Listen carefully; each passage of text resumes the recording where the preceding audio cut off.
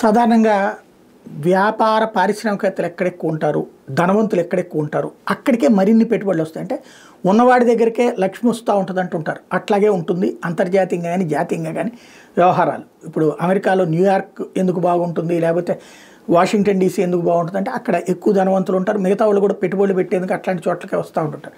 అట్లాగే భారతదేశంలో బిలియనీర్స్, కోటీశ్వరులు, అపర కోటీశ్వరులు కేవలం 2781 మంది. అయితే ఇందులో ఓ బాధాకరమైనటువంటి అంశం ఏంటంటే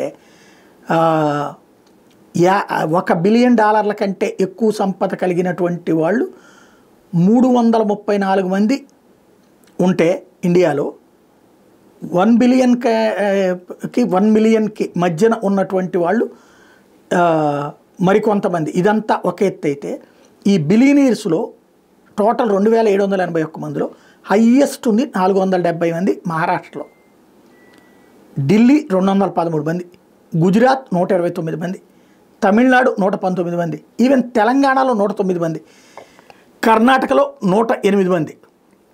టోటల్గా ఈ 6 రాష్ట్రాల్లోనే అత్యధికంగా ఉన్నారు.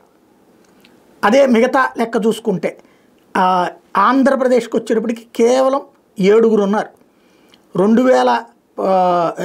9 మంది ఉన్నారు. 2020 నాటికి 7 ఉంటే తర్వాత ఇప్పటికి 9 మంది అయ్యారు.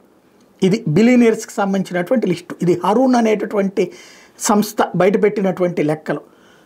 అంటే ఇక్కడ మనకేమైపోయిందంటే ఆంధ్రాకి లోపం వల్ల ఇక్కడ ఉన్నటువంటి బిలియనీర్లు ఉమ్మడిగా ఉన్నటువంటి సందర్భంలో ఎక్కువ మంది హైదరాబాద్లో సెటిల్ అయిపోయారు.